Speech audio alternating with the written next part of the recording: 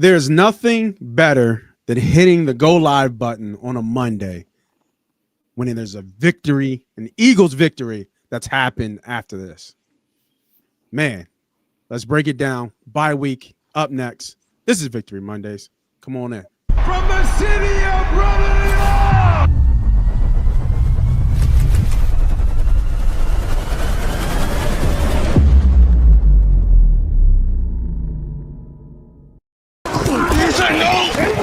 All day, baby. You know that. Let's hunt.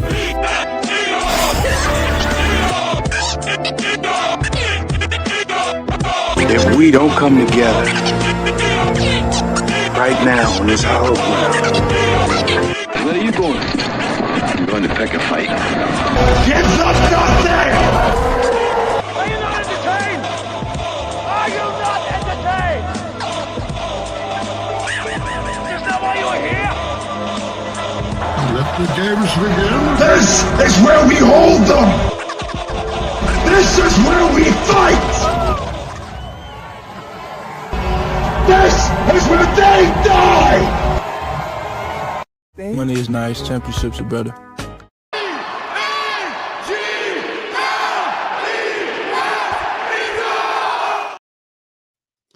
Welcome, everybody, back for another episode of Victory Mondays. I am the host, the CEO.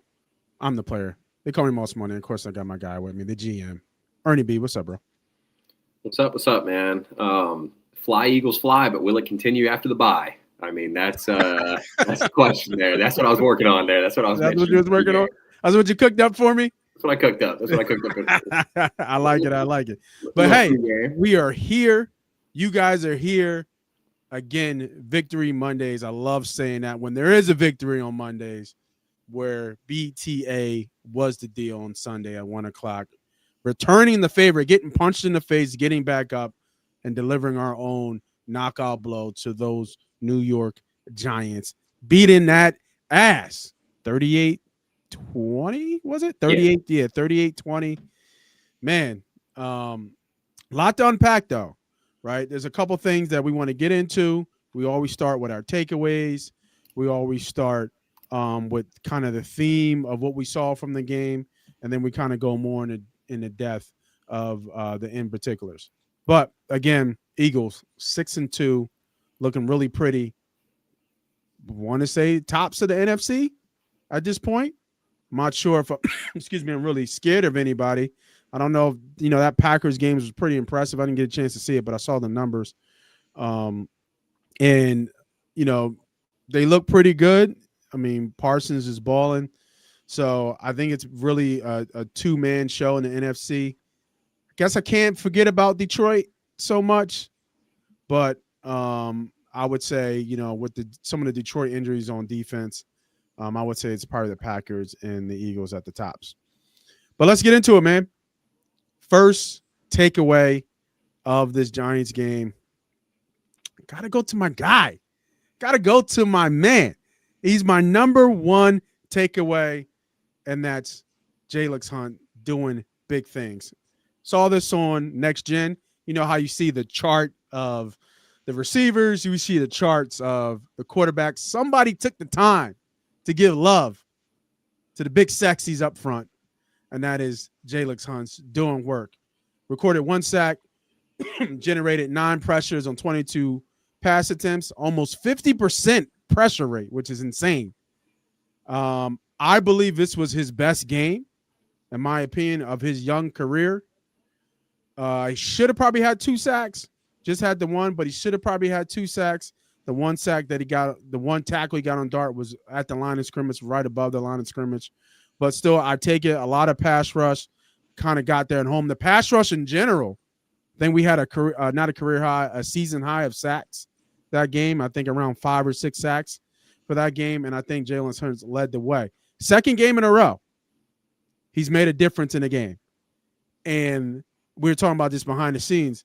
Karan kind of reminds me of Josh Sweat. If y'all remember, Josh Sweat was streaky, right? He wouldn't disappear, but he wouldn't have sacks for like 2, 3, or 4 games. And next thing you know, he just built up sacks. 1 sack, 2 sack, then maybe down to a half a sack, 1 sack. Kind of reminds me of Hunt a little bit here in terms of his production, where can he start to string together multiple games? And not even that, probably BG's coming back, right? So you get another kind of dog up there to kind of pass rush on the other side, so he might not get the focal point. But I was really impressed with the way Jalen Hunt played yesterday. And, man, what a complete player in terms of a chess piece that you can have. A guy who can rush the passer. We saw last week a guy who can get back and drop in coverage, take it to the house for somebody his size. I think he was he an ex-safety? I think at one point. You know, so he probably still got a little bit of wheels to him. You know, and a couple other plays, right? I think what game was that? He had a defense on the sideline. I think was it against a running back or a tight end, where you know the guy made the catch, but he was there, like he was able to play coverage. I would have to go back and kind of jog my memory, but man, shout out to Jalen Sunday. I think that was the biggest takeaway for me. I'm biased, being an ex-defensive lineman myself, but hey, I think he kind of showed out on defense a little bit and kind of was the one guy that to me that kind of flashed for my top takeaway from that Giants game, man. What you got for me, bro? I mean, let me just touch on the Jalen thing a little bit. Sure. I think the big thing about Jalen Hunt, and this is probably one of the better Eagle investments via draft in the past few years. Mylotta is the best story they have. A non-football player turned, rugby player turned football player, 7th round draft pick, blah, blah, blah. Yep. We all know that story. Josh Sweat's story, while it was very successful for the Eagles and has continued to the Arizona Cardinals, Josh Sweat was a number 1 high school player who suffered a significant injury that resulted in him having not quite the career he thought at Florida State, turned into a 4th round pick. Eagles took a chance on a guy that was supposed to have a degenerate knee, continued on to get paid by the Cardinals. I think the trajectory is similar to the player, but I think that the ceiling is so much different because of Hunt's situation. I would agree with every aspect of this, up to the point of they're not built the same, but they play similar. And I think that their play style results in them being streaky pass rushers. Because of his exceptional bend and his ability to drop into coverage, his hips are just, the flexion that he has is elite. And I think I can say that with confidence, is that he has elite hip ankle flexion, which allows him to bend the edge like some of the top pass rushers. Which you're talking about a guy that just picked his toolbox up a couple years ago. He doesn't really know what to do. He hasn't quite gotten to the bottom of the toolbox yet. There's some wrenches and some screwdrivers in there he has not picked up. Yep. And I think we're seeing that. But we're watching a kid who played safety at Cornell, transferred to Houston Baptist, became a pass rusher, was drafted in the 3rd round, and kind of thrown into the fire last year during the Super Bowl run because of BG's injury. And now, the beginning of the season, they put a lot on his plate, and it looked like too much. It looked like he couldn't handle this. It was like, oh, here we go. They done botched another development story. But they haven't. Look at what he's done the past 2 weeks. Last week, pick 6, showing off that former safety ability, showing off that coverage ability. Yep. And you notice he sat down in the zone perfectly. I mean, he was essentially another off-ball linebacker on that play with the way that he covered the zone. It might look simple. He just dropped into a pocket, ball was thrown to him, but he caught the football, took it house. That was next-level play from a defensive lineman. Now, because he has this safety background, I feel like a lot of people are just like, oh, he should be doing that. No, man, that is an awesome play. And the fact that he was was rushing the passer with the success that he had. I mean, Andrew Thomas is not a snub left tackle. Yeah. Like, the Giants' offensive line has been bad in years past, but it has not been. It's getting there this year. It's coming together. Yeah. I just thought Jalix played an elevated game, and I think that we were looking at Brandon Graham last week as this desperation phone call. I don't think it's the same. I think that, like you kind of touched on, this is an added luxury. We're now getting the guy that can come in and play 25 to 35 snaps of pass rush or run stop football. He can play both. I would say that we're probably going to see more of Brandon Graham hand in the dirt as opposed to anything else, because that's what we lost in Zadarius Smith. They still have stand-up pass rushers. The play that you were talking about had me think about the Patrick Johnson play, where Scadaboo scored the receiving touchdown, and I saw 48, and I thought that was 58, but I was like, he still got the sleeves coming down, but the skin. He got tripped. He got tripped on that play. His skin was a little light, so I was like, that's not Patrick. I was like, that's Jalen Hunt. That's bad, man. I was like, that's real bad. But I saw it was Patrick Johnson. I was like, all right, I'm not going to give that to Patrick. He doesn't have a safety background. So I if Hunt would have let that play up, which obviously he didn't, but it would have been a little different. But I think Hunt played great. My first thing that I want to bring up, and this is touching on the defense, we're going to keep it with the defense. How about the effect that Nakobe Dean has had when inserting into this defense? Yep, I agree. I think that was a good 1A, 1B. It was between that and Dean. Like Dean is Dean the green dot again? Is he back to being the green dot? No, it still Zach Bond. But that's with Bond playing Will, Dean playing Mike. So he's gotten that back. Could I see him take the green dot? Maybe, but I think it's going to be Bond just because relaying the message is easier because he can be there on every play. But Dean and Bond were the two inside linebackers with Campbell on the edge in base. So in base, that was Campbell and Hunt on the edge. Yeah. With Cooper DeJean on the outside, Bond and Dean in the middle. I think that was almost what we were sold on draft night. I mean, the team sold us on this idea that this guy was a pass rusher. Stop talking about linebacker, blah, blah, blah, blah, blah. We go through training camp. He's playing linebacker, OTAs, training camp, preseason. He's playing off-ball linebacker. We were kind of sold on this Abdul Carter, Micah Parsons movement player. This is from Roseman himself after draft night, especially after the first round when he did his first press conference. And it was about the versatility of the player. We haven't really seen that yet until Dean came back. And all of a sudden, Campbell can go to the edge, and I don't think he looks bad on the edge. I thought Campbell has played well. He's undersized at the moment. I haven't really seen him. Like I haven't really noticed him at all. That's a good thing, not a bad thing. Because if he was that porous out there, you would notice him. He's at least setting the edge. He's doing what he has to do. It's not sacks that are happening here, but I mean he's coming off the defender. He's making good plays. They're clogging the lanes. That's all you can ask for. Most of them cats don't have pass rush moves. You know what I mean? Like they just go up there like they did in college, raw talent. They don't like the key thing about being a good defensive lineman, especially in a pass rush situation, is have a plan. Like, you got to have a plan. Hands, man. Yeah, I mean, like people that's talk the about thing. Jalen Carter's exceptionality. I mean, his exceptionality, you can get into this, is just the way he uses his hands. Well, he's got heavy hands too. Like, and they're so violent. But you would think the offensive lineman would adjust after the first time he sees it, but they don't because they can't keep up with it. Some people just got mitts, man. Like when you meet some of these guys, like Brandon Graham, like if you ever shake his hand, he's got mitts. Oh, mitts. Yeah, he's got mitts. You know what I mean? Fletch had mitts too. You don't want to get punched by that guy. No, you know what I mean? Like you could say the same for offensive linemen too. Lane and Landon, Jordan. I mean, Jordan's just a supersized human being, but the somewhat human-sized people, Lane and Landon, dude. I've met Lane Johnson a couple of times, and that dude is just I'm 6'4", dude, and I look at him like, yeah, dude, you're built different. Like this is just these guys are built different. I mean, they're in the league for a reason. It's crazy to think about. But you look at a guy like Campbell, he's still got that rookie body in my sense. He looks like a preschooler, playing up in basketball. He's not built like a grown man in the NFL yet. I give him that. But he's playing at like 220. If I had to guess, I would say if they list him at 235, he's 225. If I had to guess. Yeah, it's a different type of weight. I mean, but he looks bigger than Josh Uche, who Fangio trusts on the edge, and he's tiny. He's got a bigger upper body, but I think Campbell has room for growth. Uche's a vet too. It's a grown man playing. He's only 26 years old. I mean, he had one rookie contract. He's a vet. I mean, you're 4 or 5 years deep in the league. But Uche's not. I mean, we're on to him out of necessity, not.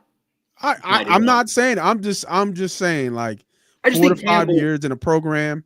Like you got. Yeah, but Campbell, Uche had success the 1 year with Bill, but Belichick with the Patriots. But then post. Yeah, what was that? Was that what he had 16 sacks or something like that? That 1 year? 11 and a half, I think, 3 years ago or something. Okay, yeah. But I mean, Campbell is. I want to get this out. The guy has the ability to grow into his body. Mm-hmm. I don't think we can look at, was Dean going to grow into his body? No. Is Trotter? But he did though. Dean got bigger. Dean got thicker. Yeah, that's not. Yeah. Trotter Jr. got thicker too, but they're not. They don't have this. The way Campbell's built is he's never going to be Micah Parsons big, but I think he could put on 15 pounds, and I don't think it really is going to alter the way he moves. Right. I think he's that fluid in his movement. What I was saying about his edge rush snaps, I just think that I don't think that's the end-all, be-all answer for the player, but I think that right now, Bond and Dean play off each other so well. Yeah, they just play. Yeah. Campbell's too important of a player for the future to take off the field. You can't take snaps away from the player, and you can't ask him to go play special teams. So if he can have these edge snaps and maybe play coverage on the play, or if he just rushes and sets the edge, I'm fine with it, man. I mean, he might get a sack or two. That's fine, but that's not what I'm expecting from a guy that's playing this many positions in his rookie year. Yeah, no, I think at this point, I would go here. Right. I would say Dean. But I think I would have said that going into the year. I mean, I think that Dean is agreed. You have a 4-year veteran versus a rookie. But now that I saw Campbell at inside linebacker, and he showed me flash, but like you said, there's a different tone when Dean's back in there. It's a different. It's a different feel. But he has had this effect on this squad for years, man. As long as he's been with this team, even when he's out, he has that Brandon Graham effect. If you want to talk about a closest player to BG on this roster, offense or defense, I'll give you Nakobe Dean. He is the one man that's high praise. When he speaks, they listen. That's high praise. And if they choose to retain the player amongst past this year, I think they will. I would have to think so, but he's not going to cost too much. I don't think so, but I mean, I think that this guy is essential to the way the locker room runs, and I think the Georgia guys, as corny as it is to say, I think they play better when he's at the helm. And I know you've heard his pregame speech. Yeah. I mean, this guy could make you run through a brick wall if you were, No, if you're in that room. Agree. I mean, I think it's kind of cool. Did you see the pregame thing with Jalen doing the slow clap? It's a little corny. Okay, come on, bro. You can do better than that. We not in grade school with the slow clap. You know what I mean? High school. He's starting to turn into Russell Wilson by the day, but that's a conversation for another day. But he is, man. He is.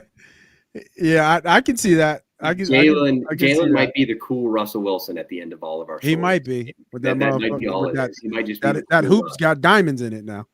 Yeah, that's fine, but it's as long as he keeps winning, he can wear it all he wants. I don't give a shit. It's not even that BG wears them too, but I can't do the male rompers. I'm just not built for anything like that. Like I can't get behind it. Like I don't have a compact build. I'm long and lanky. To wear one piece is just that gets me going. I'll be honest with you. So are you on the same board with Jalen's Hunt as your main takeaway, or were you somewhere else? Or you were looking at the defense? I would say the Hunt-Dean combo. I think it's a good way to say it. Okay. The arrival of Jalen's Hunt these past couple weeks, but then the return of Nakobe Dean is the way I word it. Yeah, no, the defense feels different. It does. And not even that, it's starting to even start to, like, now they're starting to settle in. Well, Sean Desai said a couple years, when he was the DC in 2023, he had a quote that went viral in the offseason, in the preseason, where he said that he wanted the defense to be palpable. And I think that he was right in that sense, which he wants people to feel the defense. And I think that last year they handled that the best that they have almost in my entire life. And this year they're starting to get back into it. Yeah. They're hitting people before they get hit is a bad way to say it because they're on defense. But you get what I'm saying. They are setting the tone with their aggression. And that's kind of what I said. Like when Dean came back, the tone changed. It did. Yeah, it came a little bit more physical, and now you're going to get physical guys back to add to that. BG, physical guy. Nolan Smith, your boy Nolan Smith. He is, but he plays a physical game. Yeah, right. So you're going to get that tone back, and I think you're going to see this defense on the second half of the season really take a different tone, and I think they're going to turn up just a little bit. And this goes into my second takeaway. And I'll bring this guy up here. Beautiful picture. Look good, making some long runs. But it's not about Barkley in the long runs because we know what Barkley is. We saw that last year. We've said it as a show. It ain't him. Right. He didn't just lose it. The knees aren't gone. The ankles are still there. He didn't have to run the football. The one takeaway is that even before the groin strain, he didn't look like he was opening up when he was running. Like his legs looked tight when he was running. And maybe that's just because he hasn't had that type of run in a while. So when he got open, he didn't really kind of open up the stride a little bit. But that's neither here nor there. That's just an old football player watching football. But what I saw in this game was the Super Bowl champion Philadelphia Eagles running the ball, gashing players, because he wasn't the only 100-yard rusher in this game, mind you, by the way, who looked better in between the tackles than Barkley did. Oh, yeah. To be honest. Yep. Hurts being efficient in his passing. As always. Us getting after the quarterback. Right? So my whole takeaway from my second takeaway from this game was that we look like the Philadelphia Eagles. Yeah. You know what I mean? That was how I felt when I watched this game. And I understand with Scatterboo and the ankle, get it. It completely deflated the New York Giants in all. Right? And I get that. But we didn't take our foot off the gas. We didn't take our foot off their necks. We added more pressure. And that's what I like to see from my Philadelphia Eagles and your defending Super Bowl champions, was being able to keep the pressure on. I mean, what was that? 3rd and long? And they just said, hey, let's just throw a bomb to Dotson. Let him go get it. You know what I'm saying? And that's what I mean. Attack, pressure. And that's what I saw from the Philadelphia Eagles. And he was a catalyst of that with that big run. Nice little jump cut to the outside and go up 60 yards, and we're off to the races. And they were just no looking back. So like I opened the show, get punched in the face. Okay. Now we go back and punch you back, and we make sure you don't get back up. And I think that's what the Philadelphia Eagles did, and just put the whole league on notice. Like we saw with the Kansas City Chiefs not too long ago, the Eagles put everybody on notice that we are the defending champions, and we can beat you in a multiple ways. I think there's a thing going around. I think you sent it. Let me see if I can get it. Trying to blitz hurts. It's just not working. No, it's not working. Worked in the past. Worked in the past, but it's not working right now. I think one of the big things too, you were talking about, gas pedal. Hurts seemed upset when he got pulled from the game. I mean, again, which he always seems to be, but he had a little attitude there, and Sirianni kind of patted him on the chest, like, "Look, bud, we're going to the bye week. It's going to be all right. Let's make sure everybody's green light here. It is what it is." Real quick, while you're pulling this up, I got to give a personal shout out and a personal apology to my man Brett Toth, because he looked good. Center snaps all week, ready to go, not just a plug and play center after an injury. Yeah. And man, they were pulling him like they pulled Kelsey back in the day. They were pulling him like they pulled Juergens last year, which tells me that Juergens is not 100% at all. He might be closer to 60 than anything else. But man, Toth on the move, he looked fantastic. He was aggressive. The offensive line was violent at the point of the attack. They ran off tackle more this game, which has been one of our gripes, is that they continue to run inside zone. And who would have known there is an outside zone play in the playbook? They did it a couple times. It's funny that we continue to succeed the way we do, and yet all of a sudden, where's the Kevin Patullo hate? It was all about Kevin Patullo's tearing this team apart. City of Philadelphia, blah blah blah blah blah. Where's the praise? I mean, this guy, the offense, whether you want to give Patullo credit or the execution of the players, I mean, this offense has been on one coming out of that mini bye and that loss to the Giants. They have I think they've called more obscure plays. And I mean obscure by not trick plays or anything crazy, but they have looked more like a well-defined offense and a whole offense than they have where they've looked like a fraction of themselves at times since. And I want to put one note up there real quick. They looked like this going into the playoffs last year. And we all didn't think they were going to just walk to the Super Bowl like they did. They did not walk. They beat the Packers, dogfight versus the Rams, blew out the Commanders, blew out the Chiefs. But the run and the pass were not synced perfectly until the NFC Championship game. And so as fans, we have a recency bias. So the championship game and the Super Bowl, we held that to a standard for the beginning of this year. And I think right now we're looking at a passing game that's been more efficient than years past. I think this is better than it's been in years. I think we're looking at the closest thing to 2022 we've seen from the pass game. Yeah, no, I agree. We got some kids coming in here, man. Little G, Carter, so cool. Appreciate y'all youngins coming in, talking Eagles football with us. But like you said, yeah, the blitz over the last 2 weeks, 21, 25, 354 passing yards, 5 touchdowns, and a perfect passing rating on 158.3 in terms of his passing rating. When I saw this earlier today, I saw the Jalen Hunt thing. I saw everything coming together, from the Philadelphia Eagles standpoint. In my head, I'm just like, man, we are tough out. We really just have to be off.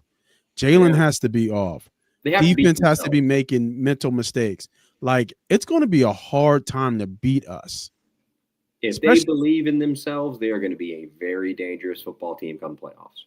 Especially if this is a prefix or pretense for the run game and getting back to those fits. And if we have a 1-2 punch with Tank, where we got a guy who can run, outside zone and stretch plays and tosses and Saquon. And then you got Tank who can do the same, but is a better inside runner for whatever reason at this point with those fits. Maybe he's just a little bit more leaner. He's been hit less, so he doesn't think about it going through the hole as much. Yeah, no, he does. Running backs do this over time. You'll notice they get more patient and they get that Le'Veon Bell style, which is what Saquon has assumed as of this year, where he's waiting for the big run to pop. Unfortunately, that's just not how the position is played. And that's why Tank looked more efficient yesterday, is because he just shot the gap. Where there was a gap, he got skinny through the hole. Yeah. And he shot the gap. He kind of reminds me body wise of Buckhalter. He doesn't run as high. Buckhalter was a high runner. He ran straight up. But Tank reminds me a lot of Trey Sermon, who didn't work out in the league. But he's very tall, and just like you said, kind of Tank looks like he's gotten better this year at getting low, though, because he was a very tall stand-up rusher. He's gotten a lot better at getting low, and it seems to navigate the holes pretty well. It was one game. He had 9 rushes. He had the one big run that was about 29 yards for the first down that nobody saw coming, but he got it. I think the second effort by Tank has been great. The one question with him joining the football team has been turnovers, and he's been a pretty bad guy with fumbling the football. And if you noticed, he's already had a couple whiffs on kickoff, so he's not even on kickoff anymore. They've moved him to primary RB2. Well, I'm okay with that, because sometimes the way that they're kicking the ball now is not the same. Yeah, the way that they're kicking the ball is not the same. He really struggled in the Rams games with those little. Didn't Shipley take one? No, Shipley got caught. No, that was the run. No, Shipley had one about to the 47 this week. Did Shipley has Shipley returned one for a touchdown yet? No, we haven't had that. You haven't had that yet. Okay. Shipley played well. Gibson has been the returner that I touched on last week. For the punt returns. And kick return. He's the other kick returner. So Shipley are on kick return now, and he's on punt return. Yeah. He actually got a toss. Only went 3 yards, but he had an offensive snap this week. So who, Ship? Xavier Gibson. Oh, Gibson. Okay. Yeah, would be the 5th wide receiver, 6th with AJ back. Where are you? What's your second takeaway? Are we? Yeah, we're pretty in line. We're pretty in line here. We touched on a couple things here. I would just say I want to use my second point to just kind of be like the physicality of this team felt there. They felt more physically imposing in a game where they got bullied by this team less than 17 days ago. And I think that the way that they did that was new to the season. It wasn't quite new to the team because they've done this over the years, but with the personnel they had, this is the first time they were able to figure it out with that personnel. And I think that because they've done it with the personnel that's in front of them, that it's more, you can replicate it easier. You know, it's now there's teach tape of, we're not showing you what we did last season with Mekhi Becton. We're showing you what we did this year with Brett Toth and Tyler Steen. So it's clearly not a personnel problem. It is an execution problem with the right personnel in place. Right. And I think that's kind of what we were talking about earlier with the Dean and Campbell stuff. You know, this is, it just comes to the right guy being in the right place. And if Campbell has to play the edge, Campbell has to play off ball on certain snaps, whatever, you know, I think he's more than fit to do whatever the team needs. And I think that the Swiss Army effect of our young guys, Carter, Dean, Campbell, Davis, we could talk about DeJean and Mitchell too. DeJean has really put his nose into this playbook, and he is playing just so cerebral this year. Like, it is what he does to this team and what he means for this defense. I would say he's one of the most important players out there. I really believe that. I think that DeJean is almost more important than Mitchell, even though I think Mitchell is a higher ceiling player. I think because just how important the nickel is to this defense. And even when they go base, his responsibility as an outside corner, his communication with the safeties is just, it's elite, man. He is, his play against Justin Jefferson last week on the backdoor fade where he handled the man-to-man coverage and was able to get the ball out. I don't think that was like a flash moment for him. I do think DeJean is that good. And I think that he is that important to this defense. No, I completely agree. I completely agree. For me, the third takeaway, I mean, we got to go to QB1, right? Have to. You know, it wasn't the crazy output, but I mean, this is what we expect of Jalen Hurts, seeing what we know of Jalen Hurts, right? We saw the big arm, we saw he can pass, perfect passing rating. And then you get back to what he does best, and that's being goddamn efficient, right? Right now, 17 game projection. He's on pace for almost 3,600 yards, 32 touchdowns, 2 picks.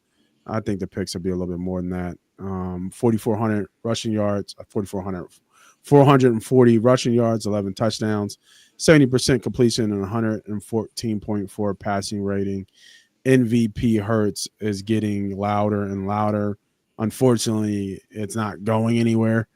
When it comes to his numbers stacked up against everybody else, but I'll give him his flowers while we're still here. Right now, through 8 games, he has a recording 20 total touchdowns, which is tops in the league, including 15 passing, 5 rushing. We talked about his performance in terms of a completion rate, over 70% completion rates, which is phenomenal. 1,600 passing yards. Trying to think what else in here. And then over the last 2 weeks, 500 passing yards and 7 touchdowns, no picks. I mean, you can't just ask for anything else. And then breaking records too, right? Not breaking records, breaking his own records. His 100th career passing touchdown last game, 100 for QB1. I got to just give him his respect and give him where it's due with Jalen Hurts. It starts with the quarterback. It ends with the quarterback. I'm a big believer in that. And I think that his numbers are good for him. And I think he's having a very, very, very, very good year. It's just not an elite number year-wise where we're talking about MVP. Even though they're winning and he's a part of the conversation as MVP, he's just not in the top 3 in MVP. And I think you touched on one of the guys that are in that conversation, and that's Drake May. He doesn't, his numbers, his importance to the team is, I think MVP is a statistical award for the most part. It is, or else, Russell Westbrook would have won it for the Thunder like 5 years in a row. Yeah. It's a stat award. It is. That I think in the league is also outweighed by position. Whereas quarterbacks are always going to get the love. I think right now in the league, Baker Mayfield is the no doubt MVP as of today. Now, obviously, that could change. Can never count out Patrick Mahomes. Yeah. I mean, Mahomes is always up there, but what Mayfield is on track to do passing, which funny enough would be like his third year in a row of doing this. I mean, he has led the league in passing every year for like the past 2 or 3 years. And if he does it for the third or fourth year in a row, I mean, it becomes inevitable. The problem is Jalen Hurts' stat production is never inevitable. He is just getting by. You know what I mean? He just 15 for 20. He can do what he did. He threw 4 touchdown passes. He's not up there for the, passing. What is it? They call it the NFL, air rate of the week or whatever, where you can get it to a receiver or a quarterback. Yeah. He's never going to be that guy. No, he's not. He doesn't have to be that guy. He doesn't. Because the way the team is set up, he doesn't have to be that guy. And they can be successful without him being that guy. That doesn't discredit him for what he's done these past 2 games. He is playing elite football. Yeah. And when Tom Brady was talking to him post-game, giving him, the LFG player of the game, yep, Hurts made the comment, everybody seems to think there's dysfunction going on out there. But, Brady, who has heard that for years about, why are you worried about October, November football? This is the NFL. We're a good football team. We're figuring shit out until we get to December. That's when things really matter. Yep. And he simply responds with, I love it. I love hearing it. And I think that he is genuinely fueled by that criticism.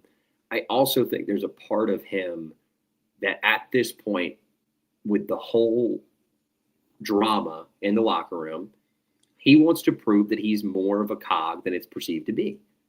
And I think that he's showing what us internally in this market's media understand, that, yes, he's the guy. We can give him a hard time when he loses and say, oh, he'll never be Patrick Mahomes, blah, blah, blah, blah, blah. You can't take his wins away. You can't take his ring away. You can't take his Super Bowl MVP away. And you can't take this game against the Vikings or the Giants away from him. I mean, he played outstanding football. But as you pointed to earlier, he played perfect quarterback play. Did he turn the ball over? No. Nope. Did he fumble the ball? Did he throw a pick? No. Did he fumble the ball? No. Nope. Did he put the ball in errant positions? No. He didn't. Did he make questionable throws down the field? We were talking about Carson Wentz off air before the show. Did he make any of those downfield throws? Were there any punts? Were there any, what they call them, air punts or whatever? No. No. I mean, this was clean, efficient football being played by QB1 when you're down your number 1 wide receiver. Yeah. And they got the running game and the passing game working. He threw for 4 touchdowns while we ran for the most yards that any team has ran for this year in the NFL. Yeah. I mean, you can't, I just don't, when they work like this, I just don't see an argument against them. Yeah, and I think that's where it's getting louder, right? It's just like, and then they do the whole Josh Allen comparison and all this. Well, Josh Allen's really not in the conversation at this point for MVP.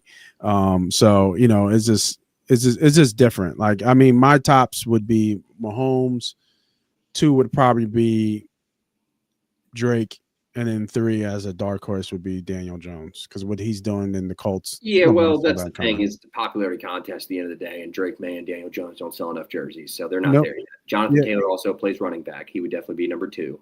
So I think it comes down to Mahomes versus Baker. Depending on the way either team's season finishes, I just see Baker's numbers, even with the wide receiver injuries. I mean, if he finds a way to throw for 4-something thousand yards again and like 40 touchdowns, 5 picks, you know what I mean? I mean, the dude just – and you're not lying about, we're 8 games in. Yeah. 8 games in. And I mean, the way, Taylor's running, he's got 12 touchdowns. Well, yeah, Taylor's playing better than Barkley did last year. I mean, they're on that trajectory. Can't say Shane Steichen wasn't watching Eagles tape last year, because they're exactly the same. Their offense is identical. Facts. Well, another thing that take away from that game was, I think, something that, people saw, whether you're an Eagles fan, football fan, or just, a Giants fan. I think we came away with even more, I want to say, conviction that the death of the Tush push will be happening next year. And we're talking about the play where Thibodeau took the ball out of Jalen Hurts' hand during the Tush progress, they say. Forward progress. And what's coming out of this, and we've seen it week after week, and I don't know if the refs are doing it on purpose because they want to get rid of the play or not, but they're having trouble officiating this play for whatever reason. When they're doing the tush push, because the pile's moving a little bit, they get going, but as soon as somebody tries to rip the ball out after he puts it ahead, it's a dead play because the whistle was blown. Did you notice how late the whistle was for the rest of the game? It was so shitty, dude. Like so years ago, it was last year actually. Remember when Devontae Smith was hit late from the Saints defensive lineman, came through and destroyed him for no reason? I mean, the whistle should have been blown. Yeah. There's that. And then you have what happened yesterday. Mm-hmm. At what point are Eagles fans going to admit that they are good enough to have the benefit of the referees? Because if you think that that game was called evenly yesterday, I can't talk to you anymore. Because it was not. I mean, the offensive passing interference against Darius Slayton was ridiculous. They were hand fighting the entire way down. Slayton cleanly gets away on a play where he's pushing, Mitchell's pushing. He just got the best of him at the last second. That's a touchdown. Yep. The Darius Cooper passing interference, that was awful. So what is passing interference? Those are just two plays. The play where Hurts, the ball comes out, Thibodeau stripped the ball out. Yeah, he did. It was a fumble. Yeah. Broke the rules and extended the football in a case where the ball is not protected while extended. At the goal line, the ball is protected. Yeah. Yep. You can hold it out, smack it out, doesn't matter. Yep. But in the field, that ball is live. That is a turnover. Yeah. They didn't give it to him. And then Brian Daboll didn't help his case by then challenging the spot of the ball because they told him that the play was unchallengeable. Yeah, I never seen somebody so hot. Man, he went red real quick. You're looking at a guy that knows his seats. They have their future in place. Yeah. And I'll remind everybody how the NFL works. It's not who's the best, it's who's next. And they have their core of people that they're happy with, and they're going to figure out the rest. Yeah. They'll get a top 8 draft pick probably. I mean, even if they're top 10, top 15, it doesn't matter. It's going to be a new GM and a new head coach, I would have to assume. You think that he's done? I do not see a situation in which Dart and now Scottaboo out for the year save his job. I just don't think That's interesting. Daboll's not an easy guy to get along with, man. I'm not saying he's not, but I think you got to see it all together. I think you got to see Neighbors, Scottaboo, and Dart. That's fine. There's going to be a lot better head coaches, especially if Sarkisian's name comes into the conversation. You know what I mean? Like, would you rather have the Titans job or the Giants job? You're going to take the Giants job all day. Yeah. So I think that their idea that they're going to have so much young talent to offer to a new head coach with new ideas and a new GM that's willing to work with that head coach, you get where I'm going with this. They're going to I hear you. I think they're going to opt in to reset contractually with their staff to align with the roster.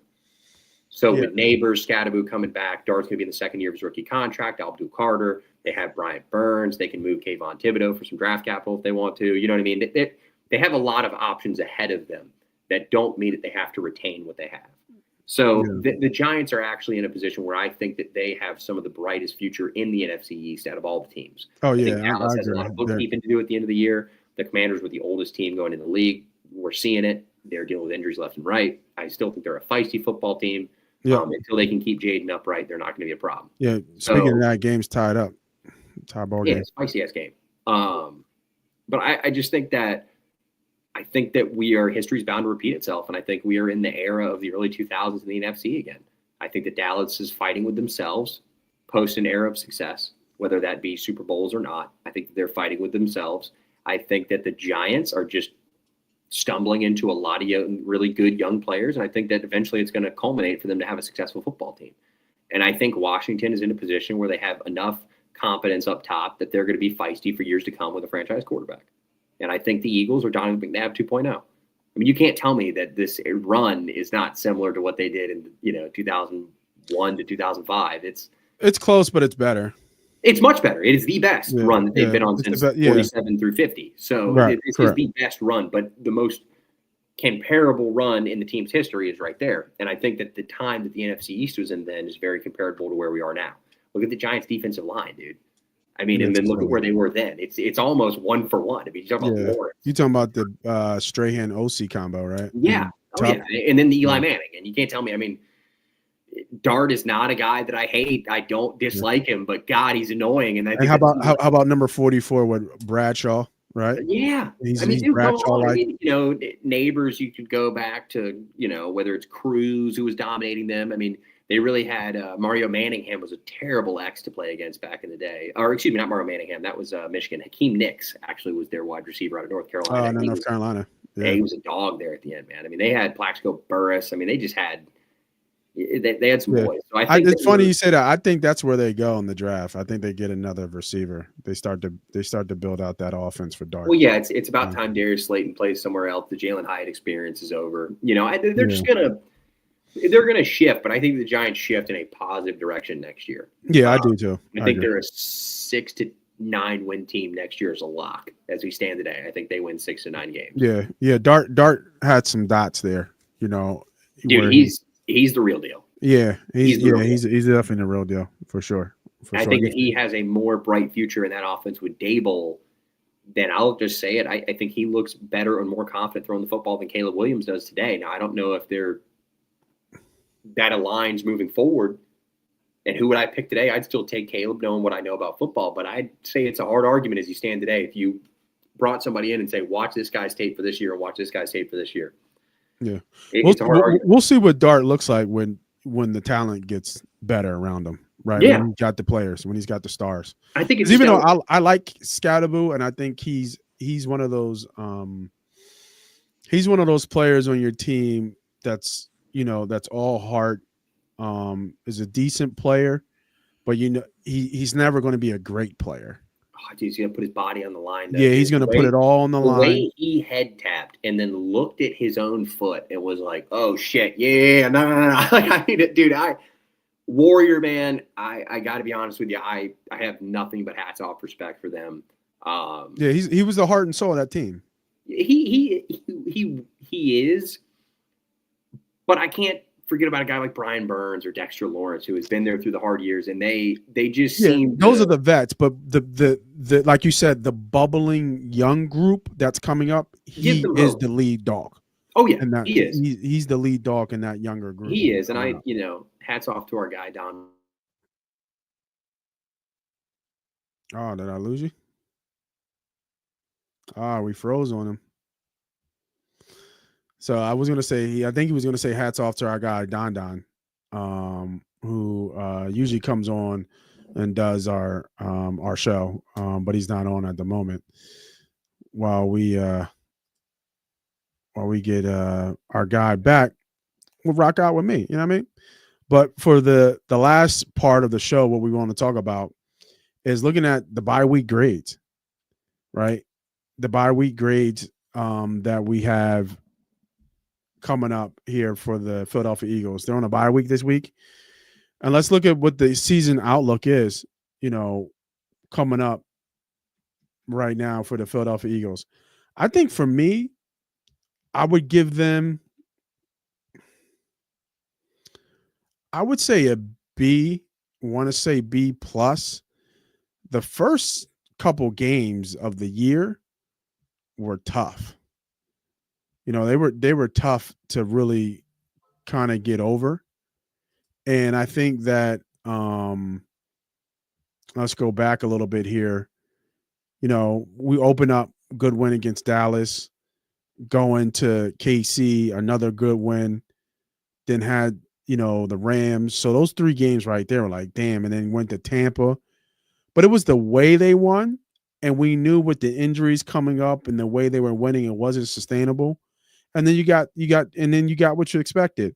Quick turnaround for Denver. We lost that. We knew we were going to lose that. And then getting beat up by New York was kind of just not even seen. And then that happens, right? So I think that's, you give almost an A for those first games being 4-0, because 4-0 is 4-0. And then you lose the way you did in those 2, and that brings you down to a C. You bounce back against Carson Wentz and the Minnesota Vikings on the road, and then you go back and punch New York in the face, and that brought you right back to a B/B plus. But you go on a bye week, and then you get another gauntlet. Look at these: at Green Bay, home for Detroit, at Dallas, then home for Chicago, at the Chargers, and then you finish the year off with Washington, Buffalo, and Washington again, kind of sandwich in between there. That is a tough road to go. You have 1, 2, 3, 4, possibly 5 playoff teams out of your last 9 games. So half the games are against playoff teams, and not even legit playoff teams as well. So again, for me, B plus on the season so far. Let's see. I think my guy hit me up.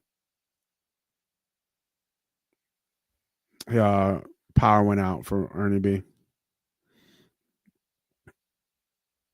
Tell my guy I close it out for him.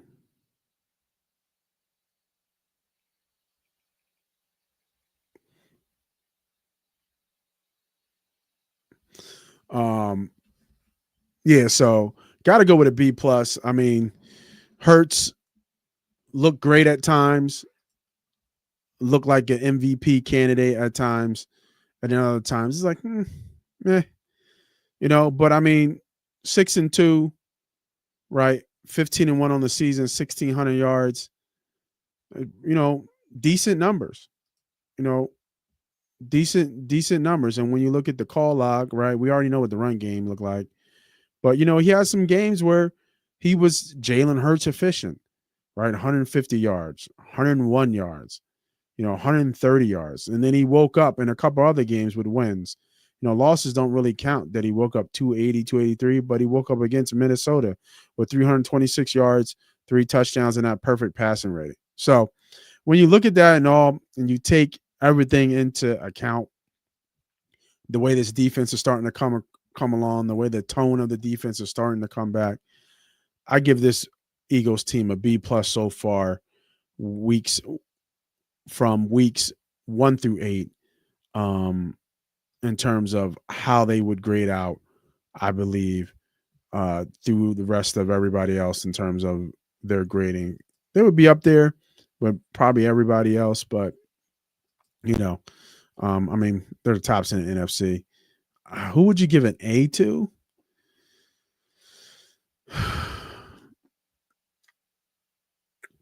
I think New York. I mean, not New York. I think New England. You got to give it A to. Nobody had them as the top in the AFC East. The Colts are an A, 7-1. Nobody saw Daniel Jones coming. And I think those are the only 2 A's I can give out right now. I would give the Colts and the Patriots an A in terms of the first half. Like New England being at 6-2, like at this moment, like come on, man. Like who had that? And nobody had the Colts at 7-1. Right? Nobody had the Colts at 7-1. I mean, probably nobody had KC third in that division, maybe possibly being a wild card at this point. Everybody had us leading the division. I think a lot of people had Green Bay and Detroit where they are. A lot of people had Tampa where they are. NFC West is tough, right? 3 teams, 5-2, 5-2, and 5-3. Nobody had Seattle. I mean, you can make an argument for Seattle, but I say B plus, right? I think that Sam Darnold showed you what he was with my Minnesota, and he's shown it's not a fluke in Seattle. So yeah, from where we stand, I would say B plus for the Philadelphia Eagles in terms of going into the bye week so far from weeks 1 through 8.